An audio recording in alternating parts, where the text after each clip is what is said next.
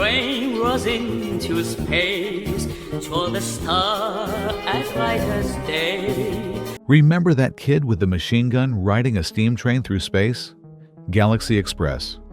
999 wasn't just anime's most philosophical journey, it was absolutely unhinged behind the scenes. Today, we're counting down 20 mind-blowing facts about that cosmic railway. Won't I ever meet you again? Even if I came back someday. That'll make you see Tetsuro's quest in a whole new light. 20. The manga was too dark to adapt. Leiji Matsumoto's original manga featured graphic violence, sexual assault, and child murder that made adaptation impossible. I'll be living only in your memory, just a dream you once had in your youth. The first studio refused entirely, calling it traumatic nightmare fuel disguised as children's adventure. Toei demanded 847 panels be redrawn before considering production. Early Tetsuro witnessed his mother being skinned alive for her meat, not just shot. Matsumoto fought for 2 years to keep the core darkness while making it broadcastable. The compromise created Japan's first family horror anime. What aired was the sanitized version, and it still traumatized millions. 19. The train design violated physics deliberately. The 999's steam locomotive design in space made zero scientific sense, and engineers told Matsumoto this repeatedly. He insisted on steam specifically to symbolize humanity clinging to nostalgia while pursuing immortality. NASA consultants hired by Toei quit after Matsumoto ignored every recommendation. The external steam effects would instantly freeze or dissipate in vacuum, but Matsumoto wanted visible soul of the machine. Physicists wrote angry letters to TV stations about corrupting children's science education. The 999 became anime's most scientifically impossible vehicle by design. Matsumoto chose poetry over physics, making space travel feel ancient and haunted. 18. Maytel's design caused production chaos. Animating? Maytel's flowing blonde hair required triple the normal cell count, nearly bankrupting early episodes. Her design used 47 individual hair strands that had to move independently, creating animation hell. Staff worked 80-hour weeks just rendering Maytel's hair, leading to multiple hospitalizations. Matsumoto refused simplification, insisting her hair was the golden thread connecting life to death. Episode 4's budget overrun almost canceled the series before it found its audience. Animators nicknamed her the blonde budget killer and petitioned for a haircut. Maytel's hair cost more to animate than entire background planets. 17. The conductor was based on a war criminal. The conductor's design and mannerisms were directly modeled after a Nazi officer Matsumoto encountered during research.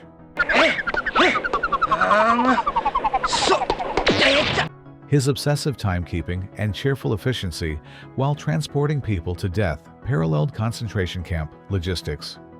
Matsumoto admitted in 1994 the character was his critique of banal evil in uniform.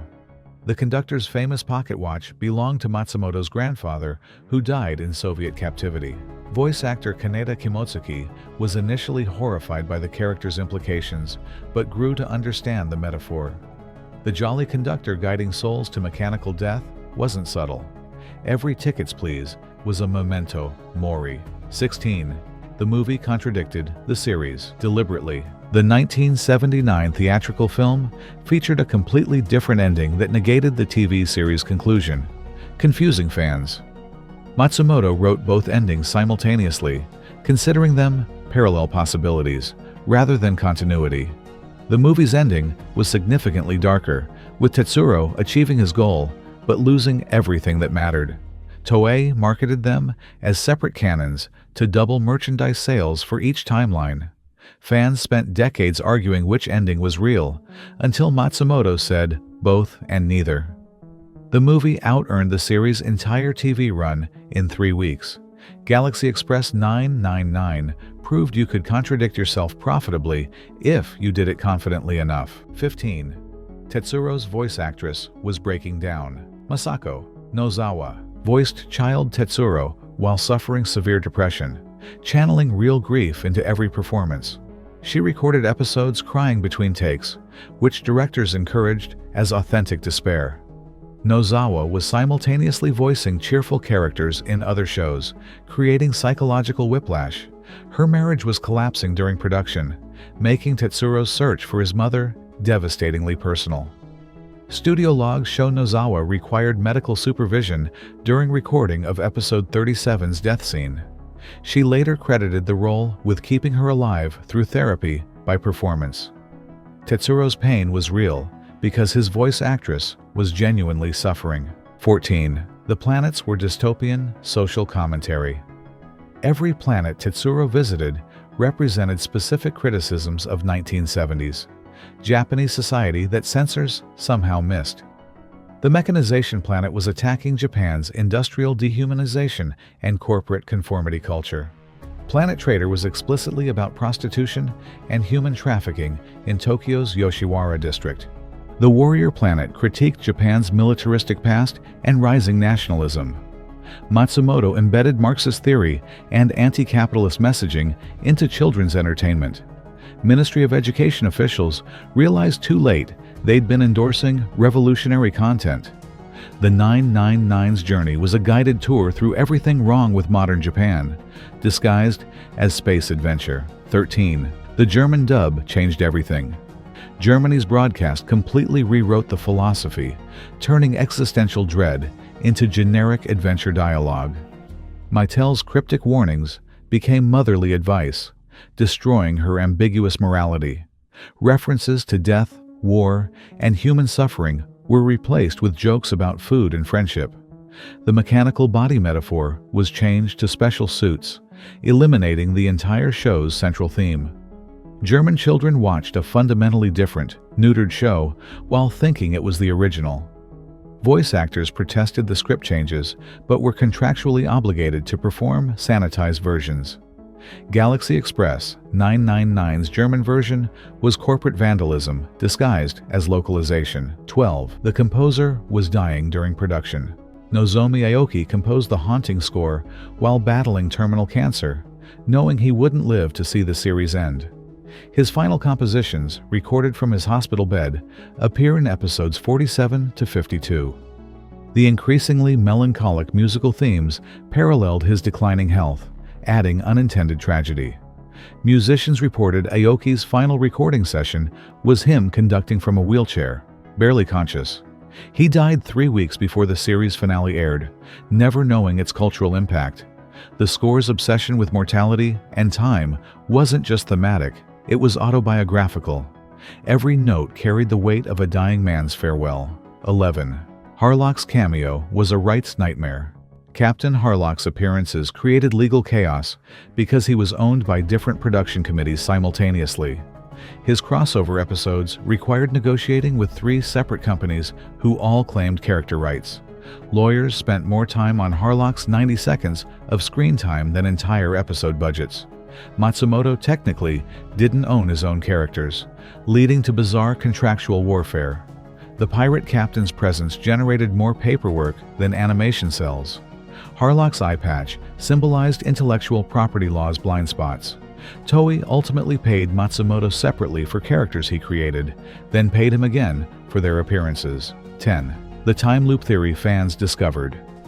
Dedicated fans proved the 999 travels in an infinite loop, with Tetsuro riding forever in different iterations.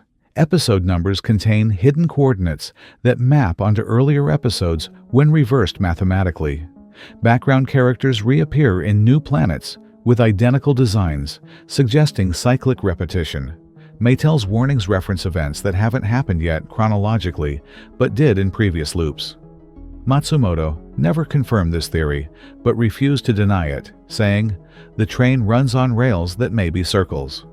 Fan calculations suggest Tetsuro has ridden the 999 at least 47 times before the series begins. The entire show might be one child's eternal purgatory, replaying his mother's death forever. 9. The anti-immortality message was personal. Matsumoto based the mechanical body horror on watching his father suffer through failed medical interventions before death. The eternal life technology directly paralleled life support machines keeping corpses technically alive. His father's final words were, "Let me die human," which became Mattel's core philosophy. The mechanical people's coldness reflected Matsumoto's belief that medicine was becoming inhumane. Every planet showing immortality's cost was arguing against Japan's emerging life extension industry. Matsumoto received death threats from transhumanist groups and medical companies. Galaxy Express 999 was one man's grief about watching his father become a machine, transformed into space opera. 8. The Brothel Planet episode that aired episode 68 featured a planet of mechanical prostitutes that somehow passed broadcast standards. The Comfort Bots were explicit references to wartime military brothels that Japan refused to acknowledge. Women with mechanical bodies serving men's desires wasn't subtle metaphor, it was direct commentary. The episode aired at 7 p.m. on family television, causing immediate complaints.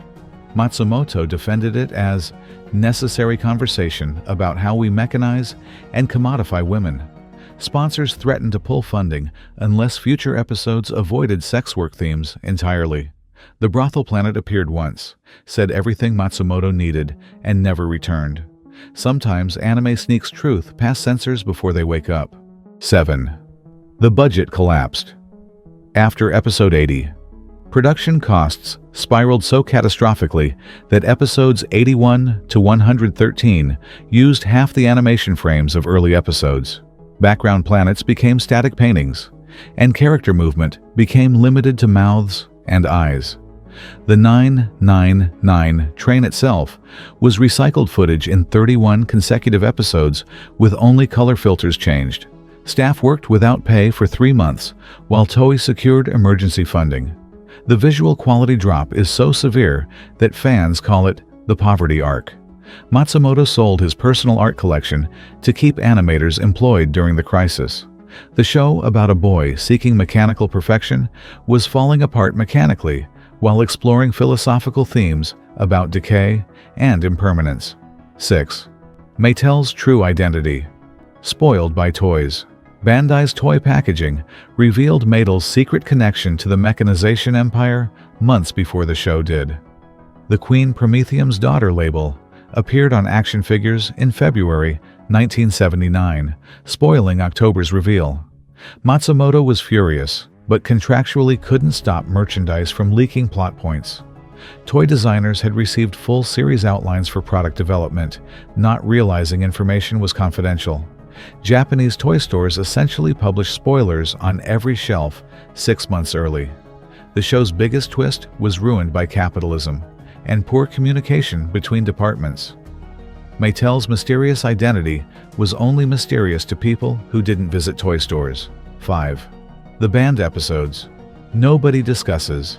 7 episodes were pulled from syndication permanently for content ranging from suicide glorification to fascist imagery.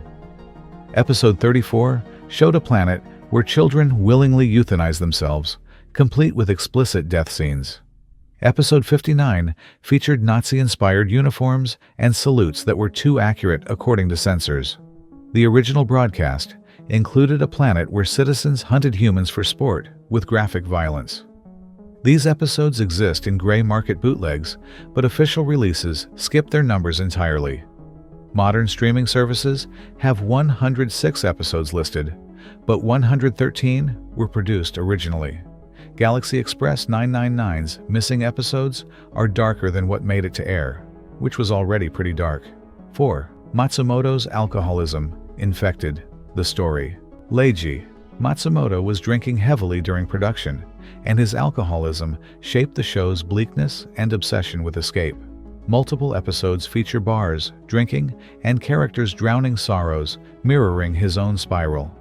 Staff meetings happened in izakayas, where Matsumoto would draw storyboards while drunk. His declining health from alcohol poisoning paralleled Tetsuro's journey toward mechanical body escape from physical weakness.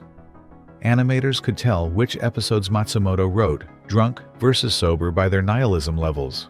He entered rehabilitation in 1980, right after the series ended, and later admitted, "The 999 was my confession. The train was running on rails of whiskey, carrying a creator trying to escape himself. 3. The Hiroshima Connection. In plain sight, the mechanized people's metallic bodies and the story's obsession with survival explicitly referenced atomic bomb survivors' keloid scars. Matsumoto based mechanical body horror on photographs of Hiroshima victims he saw as a child.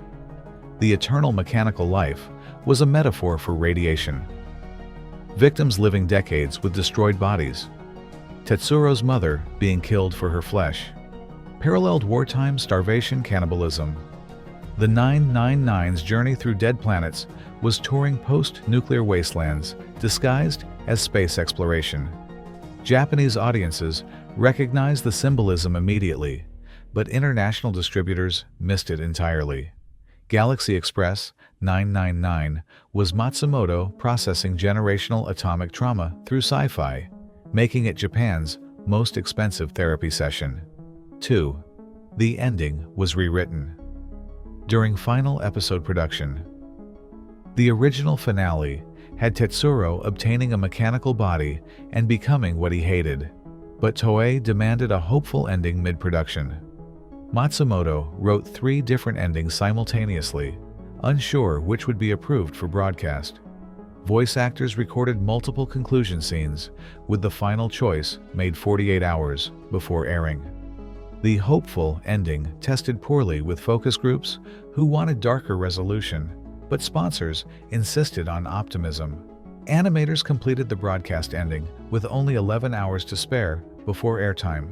The finale that aired was literally decided by corporate committee, not creative vision.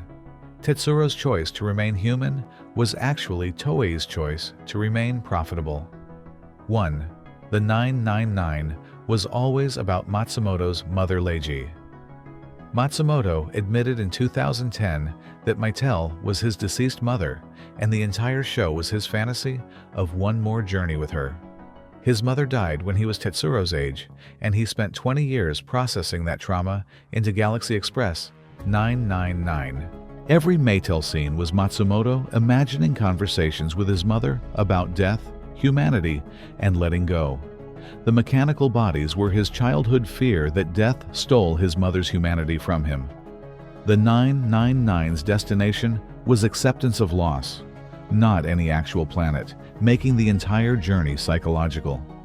Mattel's inability to change her fate paralleled his inability to save his mother. Galaxy Express 999 wasn't science fiction. It was one man's very expensive, very beautiful grief counseling animated for millions. From Nazi metaphors to nuclear trauma, from drunk storytelling to dead composers, Galaxy Express 999 wasn't just philosophical anime. It was barely controlled grief therapy disguised as children's entertainment. Until next time, remember, the train is always leaving, but you can't ride forever. All aboard the Trauma Express.